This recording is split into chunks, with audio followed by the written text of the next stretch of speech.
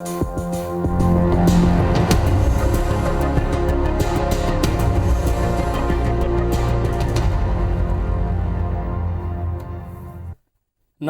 आप देख रहे हैं IBC 24। मैं हूं आपके साथ विजय कुमार पंड्या। चुनाव की हर खबर मिलेगी यहां, क्योंकि यह है चुनावी चौसर।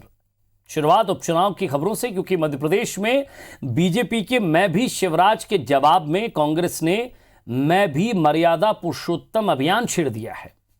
दरअसल ये पूरा बवाल कांग्रेस नेता दिनेश गुर्जर के उस बयान से शुरू हुआ जिसमें उन्होंने सीएम शिवराज सिंह चौहान को भूखे नंगे परिवार से बताया था। हालांकि दिनेश गुर्जर ने अपने बयान पर खेद भी जताया है, लेकिन बीजेपी इसे उपचुनाव में भुनाने में जुट गई है।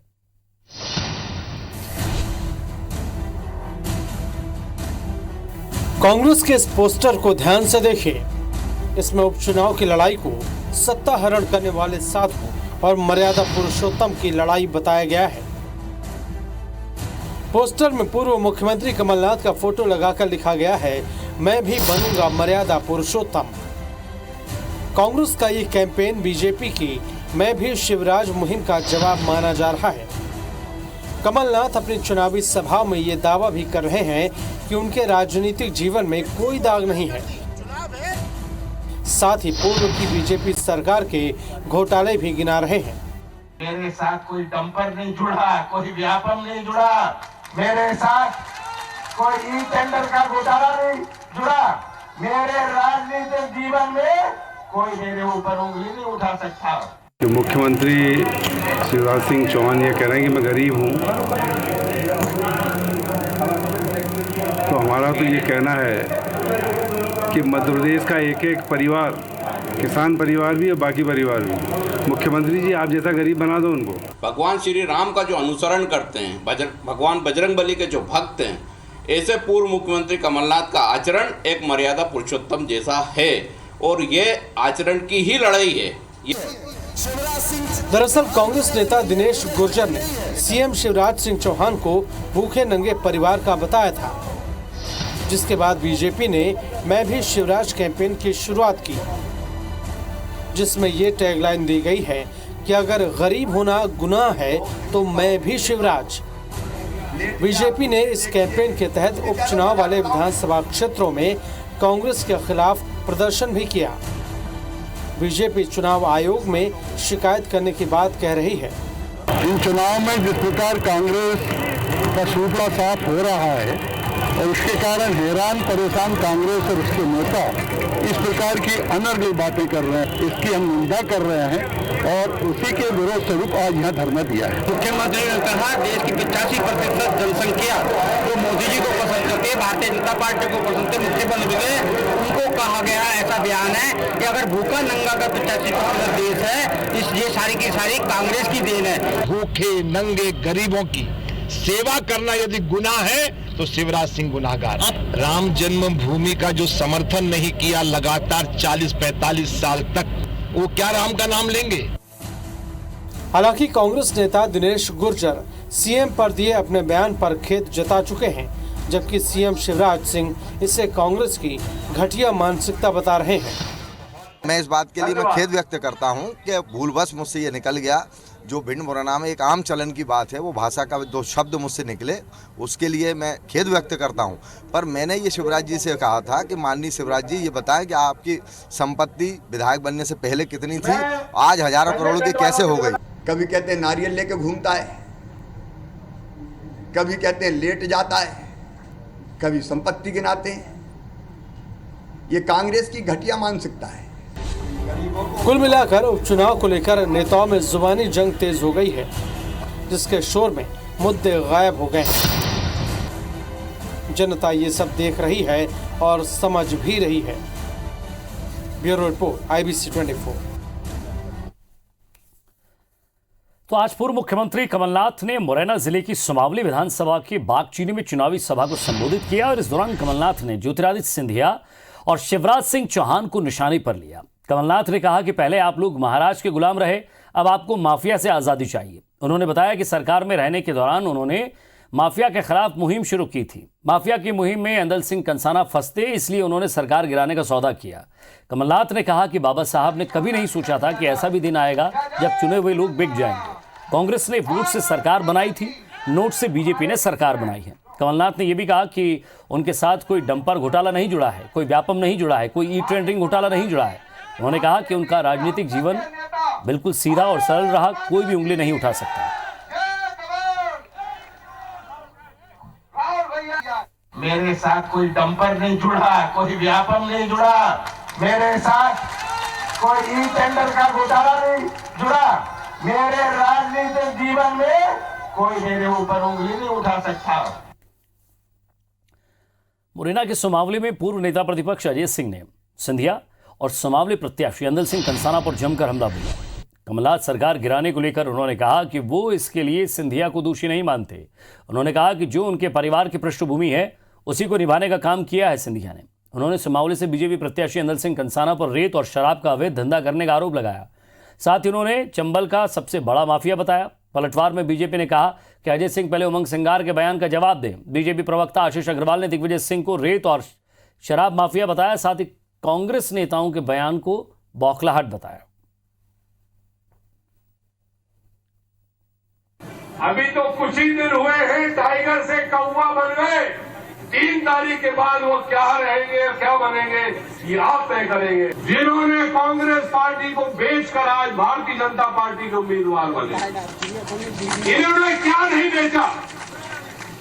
चंबल की रेत बेची, अवैध शराब बेचते हैं, टोल प्लाजा बेचते हैं। कांग्रेस समझ चुकी है कि 5 माह की शिवराज सिंह जी की सरकार ने जिस तरह से विकास कार्य किए हैं और 15 माह की वादा खिलाफी, अत्याचार और भ्रष्टाचार जिस तरह से कमलनाथ जी ने किए हैं, ये सभी सीटें वो हार रही है। इसलिए ये ध्यान भटकाने का प्रयास है। इधर बसपा ने बड़ा मलेरा सीट से अखंड प्रताप सिंह को अपना उम्मीदवार बनाया है। आपको बता दें कि अखंड प्रताप आज ही कांग्रेस छोड़कर बसपा में शामिल हुए हैं। कांग्रेस से पहले अखंड प्रताप सिंह बीजेपी में थे। अखंड प्रताप सिंह बुंदेलखंड के बड़े नेता माने जाते हैं। वो पूर्व मंत्री भी रह चुके हैं। आज उन्होंने भोपाल स्थित बसपा प्रदेश कार्यालय में पार्टी की सदस्यता ली और बसपा ने आज उन्हें बड़ा मलहरा से अपना प्रत्याशी बना दिया। आपको बता दें कि बसपा सभी 28 विधानसभा सीटों पर उपचुनाव लड़ रही है।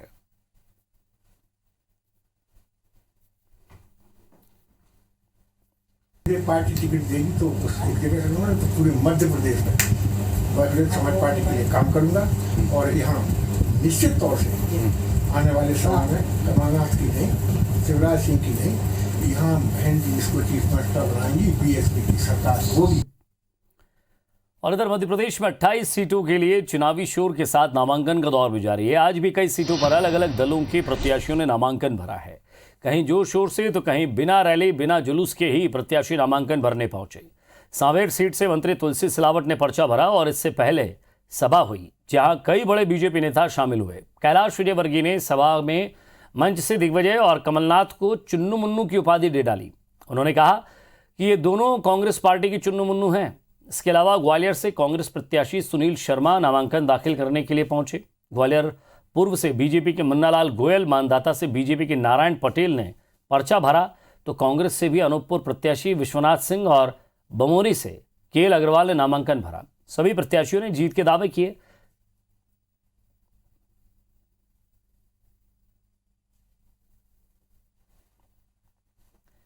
तो सांवेर उपचुनाव जीतने के लिए बीजेपी और कांग्रेस दोनों दल अलग अलग रणनीति बना रहे हैं।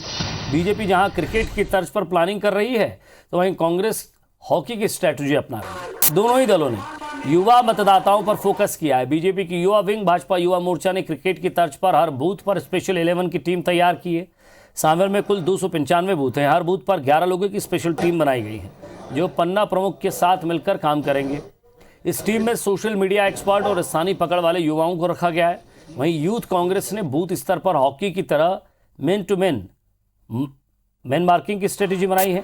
इसके जरिए यूथ कांग्रेस बूथ स्तर पर अलग अलग वर्ग के मतदाताओं को टारगेट करने की कोशिश कर रही है और इन मतदाताओं के वर्ग के लिए 2 से 3 यूथ कांग्रेस के कार्यकर्ताओं की टीम तैनात रहेगी जो कि लगातार इन मतदाताओं से संपर्क में रहेगी।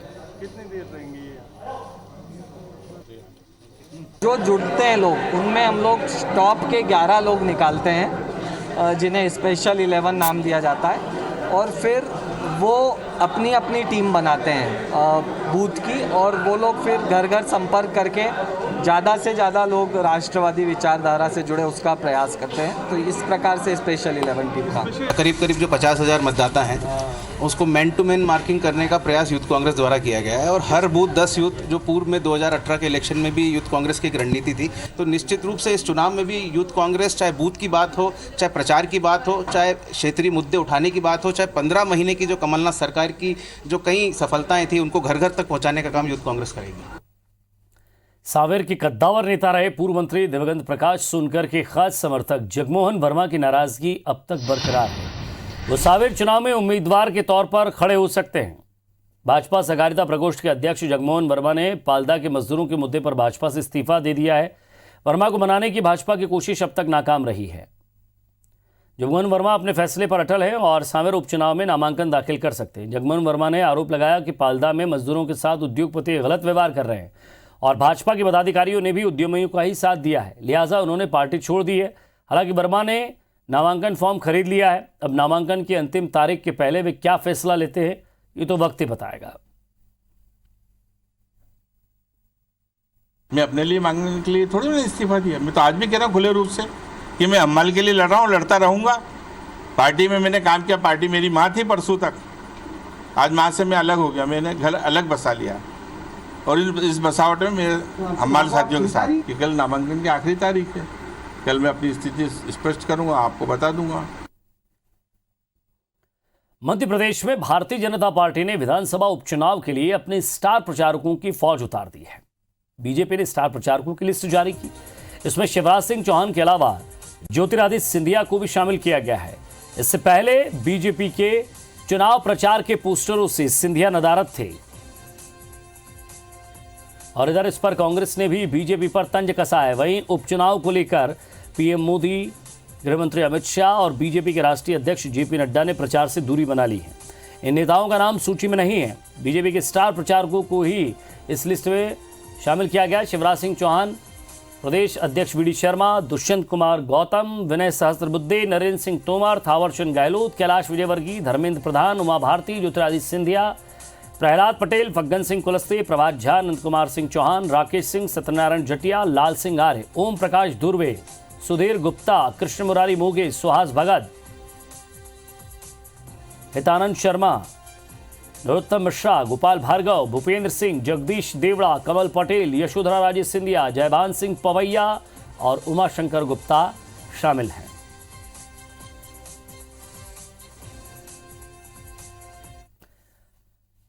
मध्य प्रदेश में उपचुनाव को लेकर सियासी पारा गर्म है। बीजेपी के दिग्गज नेता बूथ स्तर पर जाकर सम्मेलन की तैयारी में हैं। ये बूथ सम्मेलन 15 अक्टूबर से शुरू होगा और 25 अक्टूबर तक चलेगा, लेकिन इन बूथ सम्मेलनों को विजय संकल्प के रूप में मनाएगी बीजेपी। इनके जरिए जिन क्षेत्रों में पार्टी की स्थिति कमजोर है उन क्षेत्रों में वोटरों को रिझाने और संगठन स्तर पर रणनीति बनाई जाएगी। इसके साथ ही इन बूथों में नियुक्त किए गए बूथ संयोजक, पन्ना प्रभारी, बूथ अध्यक्ष समेत अन्य पदाधिकारियों को उत्साहित किया जाएगा। इसमें खास बात यह है कि सीएम शिवराज सिंह चौहान, केंद्रीय मंत्री नरेंद्र सिंह तोमर, बीजेपी प्रदेश अध्यक्ष विष्णुदत्त शर्मा और सांसद ज्योतिरादित्य सिंधिया इन सम्मेलनों के जरिए बूथ स्तर पर कसावट का काम करेंगे। आपको बता दें कि उपचुनाव में बीजेपी की ये चौकड़ी चंबल में धमाल मचा रही है। जो चौकड़ी है ये हमेशा गलत संदर्भों में ही प्रयोग की जाती है और ये दुनिया में सबसे कोई बदनाम शब्द है राजनीति में षड्यंत्र करने के लिए, छल करने के लिए, छद्म करने के लिए, तो वो चौकड़ी शब्द ही है और उन्होंने चौकड़ी बना ली है तो जनता निश्चित रूप से इसको खंडित करेगी, इसको जो है नेस्तनाबूद करेगी। भारतीय जनता पार्टी में हर एक की भूमिका है, आप देखते जाइए, हर एक की भूमिका आपको महत्वपूर्ण दिखाई पड़ेगी आने वाले समय में। कुछ बातें, कुछ रणनीति की निर्णय ऐसे हैं कि समय आने पर ही खुलासा होंगे। मुरैना के दिमनी विधानसभा क्षेत्र के सिहोनिया थाना प्रभारी जितेंद्र शर्मा पर कांग्रेस प्रत्याशी के भाई भूपेंद्र सिंह से मारपीट का आरोप लगा है। भूपेंद्र सिंह किसी तरह थाने पहुंचा, जिसके बाद कांग्रेस प्रत्याशी रविंद्र सिंह तोमर और उनके समर्थक भी थाने पहुंच गए और थाने का घेराव किया। एसपी ने इस मामले में थाना प्रभारी जितेंद्र शर्मा को निलंबित कर दिया है, साथ ही थाना प्रभारी के खिलाफ मामला दर्ज किया है। बताया जा रहा है कि कांग्रेस प्रत्याशी का भाई भूपेंद्र तोमर क्षेत्र में प्रचार करने जा रहा था। उस दौरान चेकिंग पर लगे थाना प्रभारी ने उनकी गाड़ी रोक ली और इस बात पर इतना विवाद बढ़ गया कि थाना प्रभारी जितेंद्र शर्मा ने उनकी जमकर मारपीट से हुई। उसे डंडों से पीटा और खून से लथपथ कर दिया। इस मामले में कांग्रेस ने प्रशासन पर सरकार के दबाव में काम करने का आरोप लगाया, साथ ही चुनाव आयोग में इसकी शिकायत भी की।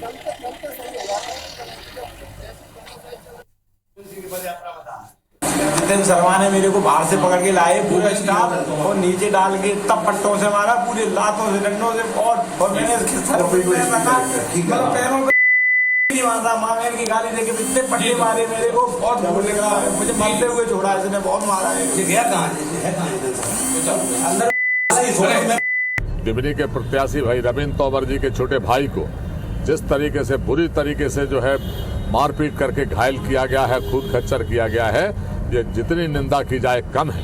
ये अपने आप में इस बात को दर्शाता है कि भारतीय जनता पार्टी ने अपनी हार को स्वीकार कर लिया। सूचना प्राप्त हुई कि कुछ लोग थाने पे इकट्ठे हैं और उसमें फरियादी भूपेंद्र का, जो कि प्रत्याशी के भाई हैं, उनका ये कहना है कि जो पुलिस के द्वारा उनके साथ मारपीट की गई है, और इस संबंध में जो है जो फरियादी के कथन है उसके अनुसार एफआईआर दर्ज करी गई है और आगे विवेचना की जा रही है।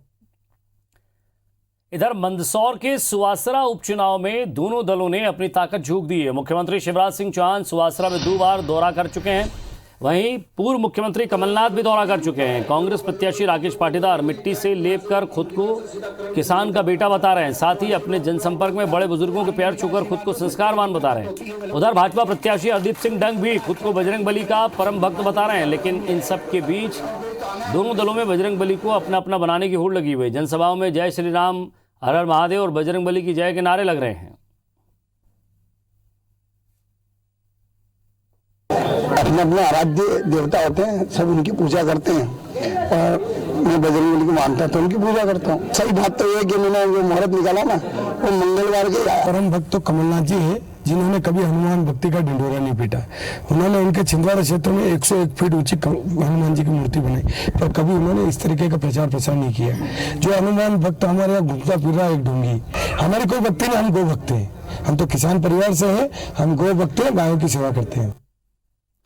सोशल मीडिया में कमलनाथ सरकार के कामकाज को लेकर खामियां बताने वाली दादी का एक और वीडियो वायरल हो रहा है। इस वीडियो में दादी कमलनाथ सरकार के कामकाज की तारीफ करते हुए नजर आ रही हैं।